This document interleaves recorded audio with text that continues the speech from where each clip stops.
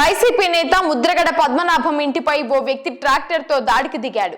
ఇంటి గేటును కారును ట్రాక్టర్ తో ఢీకొట్టాడు. తనకు 50,000 రూపాయలు ఇస్తానంటే దాడి చేసినట్లు ఆ యువకుడు చెప్పాడని ముద్రగడ అనుచరులు చెప్పారు. వైసీపీ నేతలు ముద్రగడను పరామర్శించారు. వైసీపీ నేత ముద్రగడ పద్మనాభం నివాసంపై ఓ వ్యక్తి దాడికి పాల్పడ్డాడు. కాకినాడ జిల్లా కిర్లంపూడిలోని ముద్రగడ ఇంటి గేట్ ను ట్రాక్టర్ తో ఢీకొట్టాడు ఓ వ్యక్తి.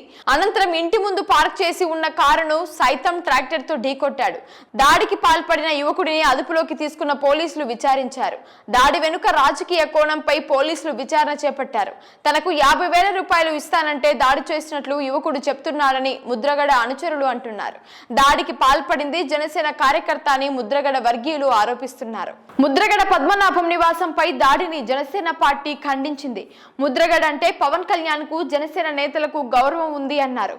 జగ్గంపేట జనసేన ఇన్ఛార్జ్ తుమ్మలపల్లి రమేష్ మాట్లాడుతూ ఈ దాడికి జనసేనకు ఎలాంటి సంబంధం లేదని చెప్పారు. ఇలాంటి దాడులను జనసేన ఉపేక్షించదన్నారు.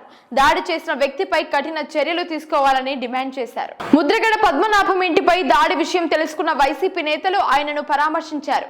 ఉమ్మడి తూర్పు గోదావరి జిల్లా వైఎస్ఆర్సీపీ నేతలు కురసాల కన్నబాబు, చెల్లుబోయిన వేణుగోపాలకృష్ణ, దాడిశెట్టి రాజా, ద్వారంపూడి చంద్రశేఖర్ రెడ్డి, వంగా గీత, జక్కంపూడి రాజా ఇతర నేతలు ముద్రగడతో మాట్లాడారు.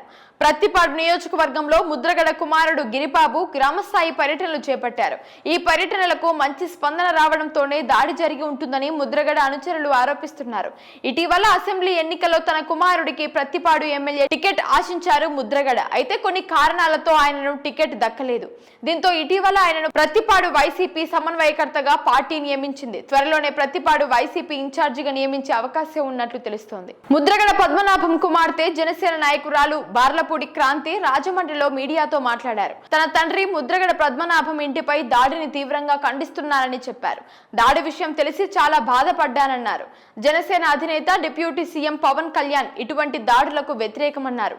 డబ్బులు ఇచ్చి జనసేన నేతలు దాడి చేయించారన్న ఆరోపణలు అవాస్తవమన్నారు. దాడి వెనుక ఎంతటి వారున్నా కఠిన చర్యలు తీసుకోవాలని డిమాండ్ చేశారు.